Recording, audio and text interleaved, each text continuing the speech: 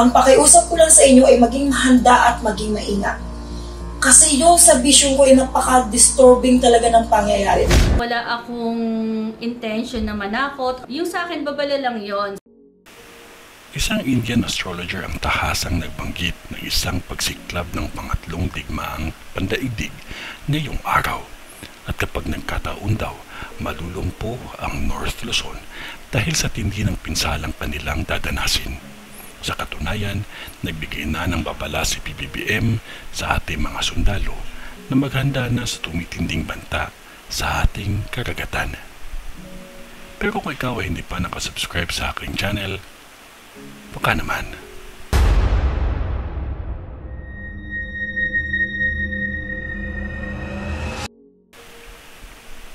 Si Kushal Kumar na kilalang bagong Nostradamus ay nagsabi na ang June 18, 2024 daw ang simula ng pangatlong digmaang pandaigdig. Itong araw kasi na ito ang pinakamalakas na planetary stimulus na magti-trigger ng digmaan. Nagbigay ng babala at pagkulungkot si Kumar kasi sa araw na ito ay dapat maging mahinahon ang lahat.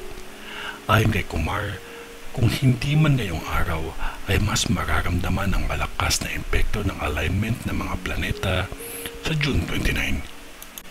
Itong June 29 kasi daw ay ang pagkakaroon ng significant na posisyon ng mga planeta na pinaniniwalaan niya na isang hidwaan na pangkalahatan. Gumagamit si Kumar ng Vedic astrology chart para sa kanyang mga prediksyon. Ito ay ang tinatawag nilang mapa ng karma. Ito ang kanyang gamit nung nahulaan niya ang mga kagaluhan katulad na lamang sa India-Pakistan border, yung pagpasok ng North Korean soldiers sa South Korea at patuloy na pagtaas ang tensyon sa Israel at Lebanon, pati na din ang hidwaan ng China at Taiwan.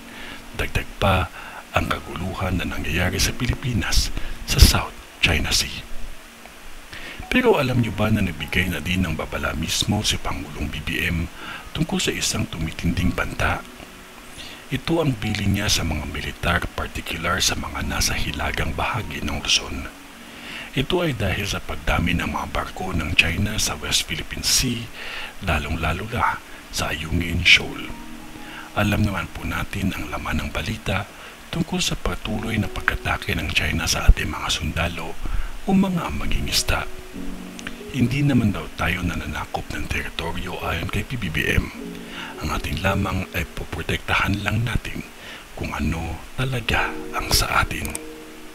Nakakatakot ito kapag nangyari kasi may isa pang manghuhula na nagsabi na napanaginipan daw niya na magkakaroon ng gyera sa Pilipinas at napakalawak ng pinsala sa North Luzon. Nakakapanlumo daw itong pagmasdan. Kung ano man yun, wala pa ding makakatalo sa taimtim na panalangin natin sa Diyos Amang makapangyarihan sa lahat. Sa ngalan ng Diyos Ama, ng Diyos Anak, at ng Diyos Espiritu Santo. Amen.